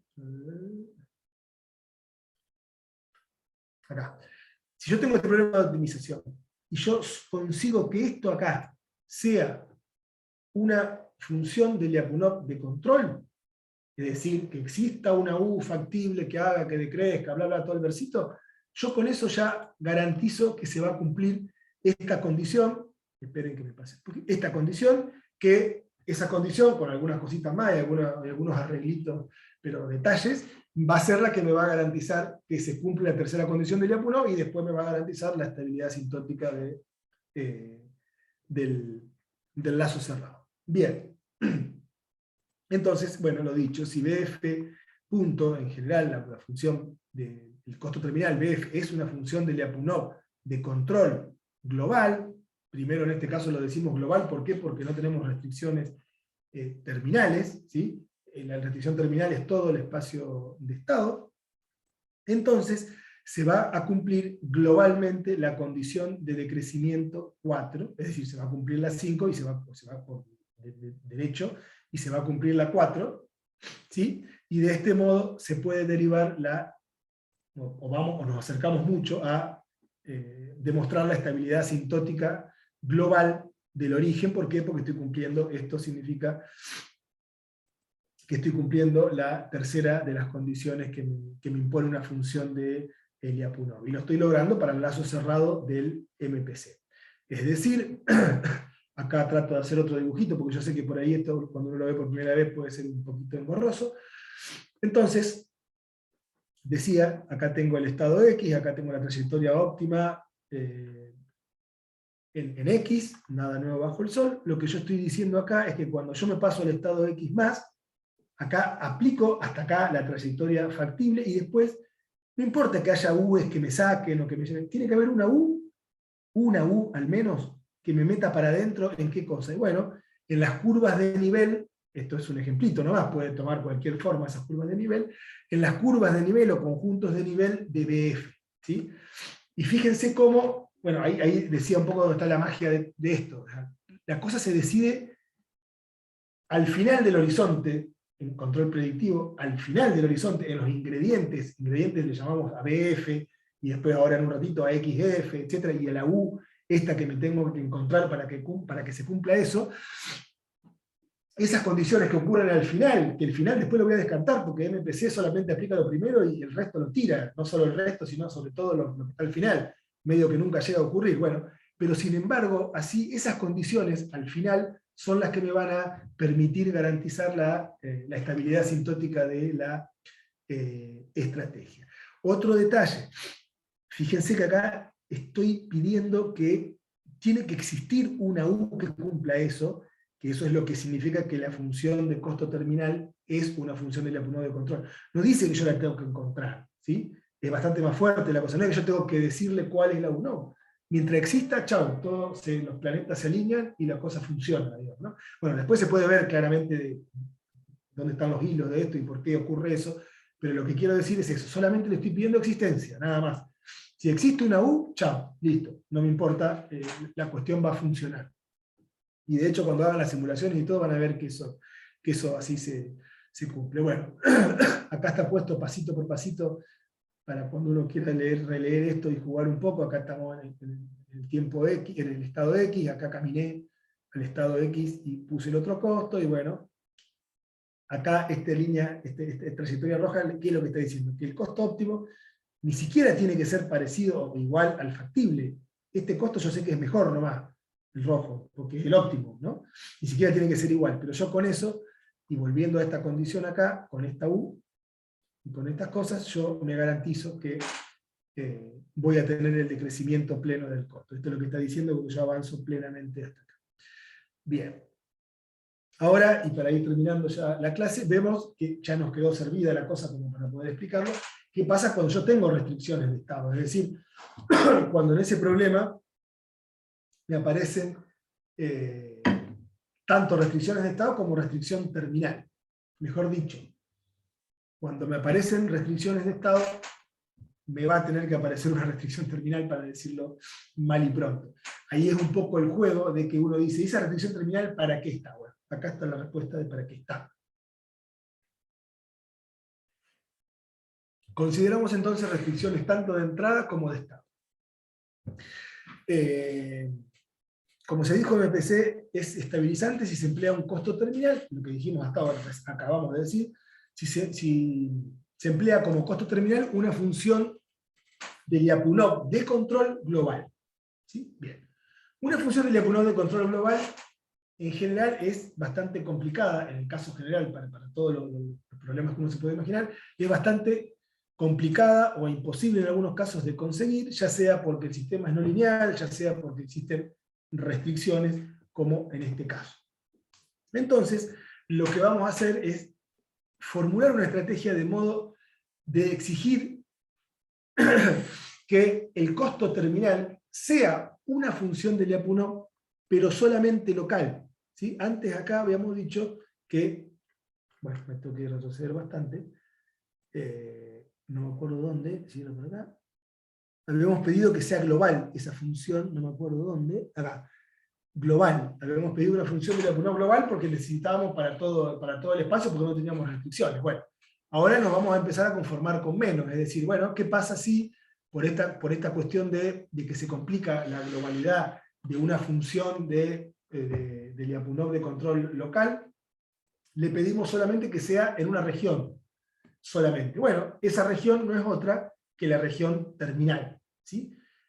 Más aún, la consecuencia directa de esa relajación de exigencias, es decir, de no pedirle que BF sea global, sino que sea local, es que ahora le vamos a tener que exigir, vamos a tener que forzar al estado terminal a pertenecer a XF para que ahí empiece a operar ese truquito de la función de Lyapunov de control local, etcétera, etcétera, etcétera.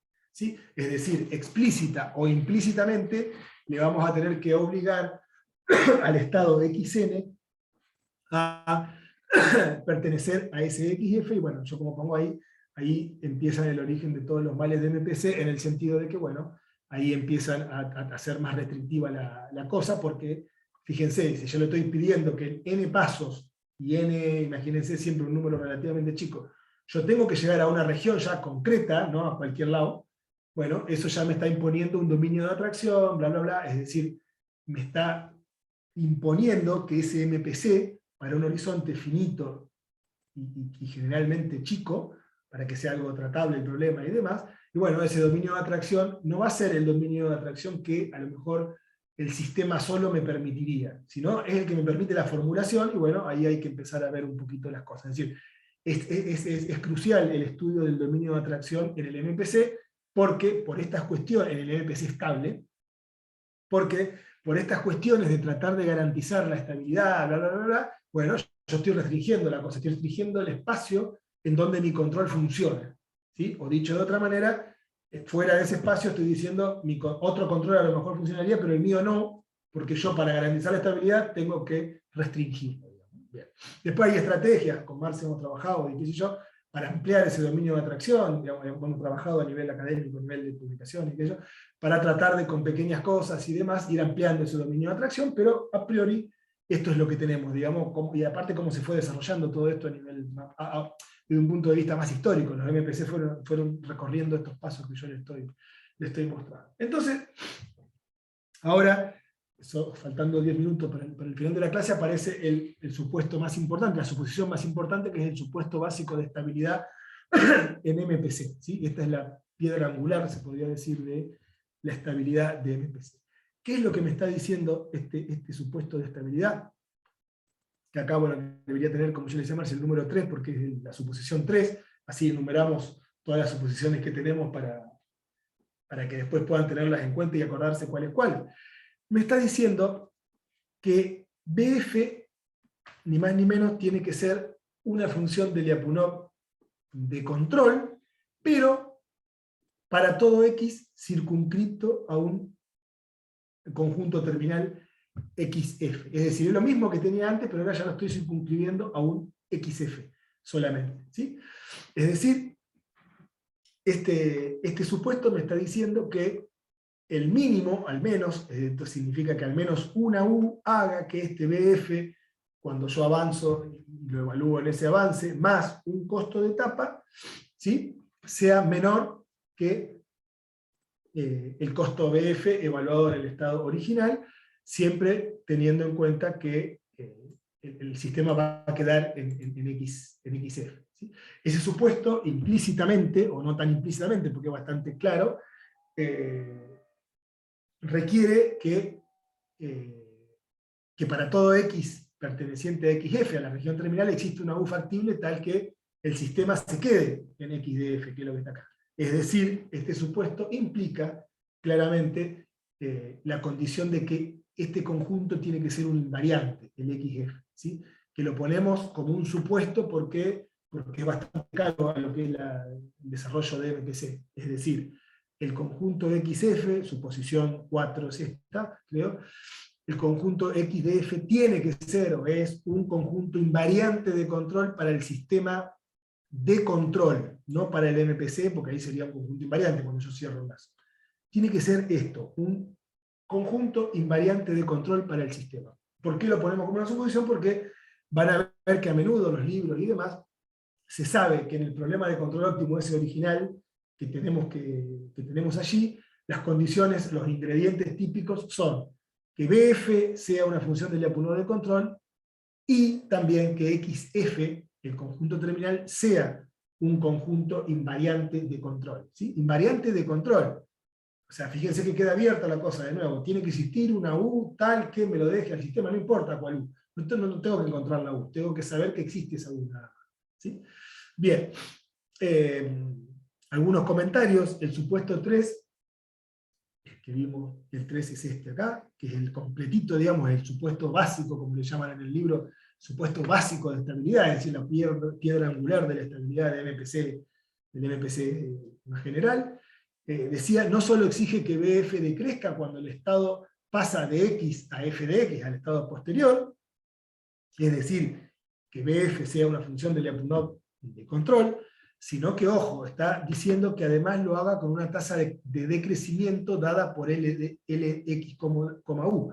Es decir, que BF, para decirlo mal y pronto, sea una función de Lyapunov de control y algo más. ¿Sí?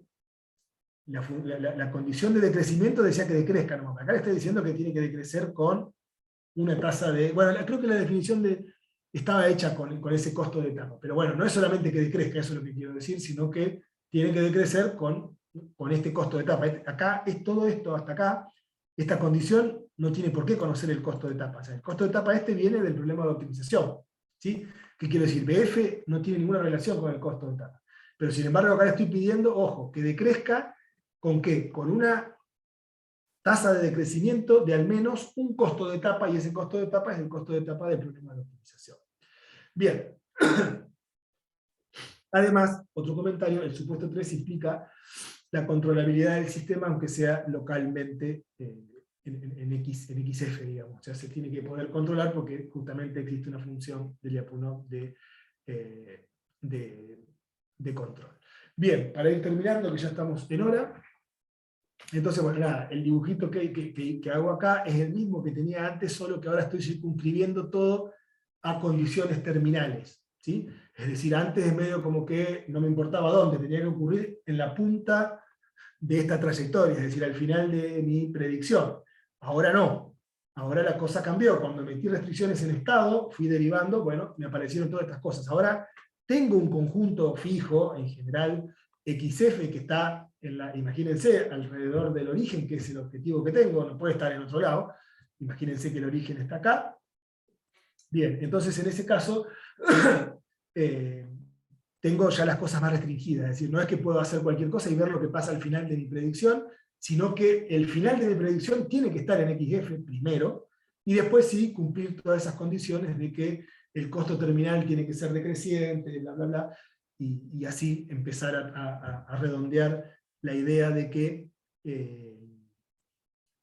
bueno, nada, tenemos la tercera condición de las funciones de Lyapunov, que es lo que vamos a continuar viendo ahora, y vamos a terminar de formalizar la estabilidad. Hasta ahora lo que vimos solamente es cómo, es la parte más importante, claramente, pero solamente cómo lograr la condición 3 de la función de Lyapunov. Bueno, vamos a redondear un poco la idea, vamos a poner todos los otros detalles que hagan falta para saber bien claramente qué condiciones tiene que cumplir ese problema de optimización, o los ingredientes de ese problema de optimización para poder garantizar la bendita estabilidad asintótica, que como verán no es para nada gratuita, digamos, es decir, tiene sus bemoles y demás. Naturalmente,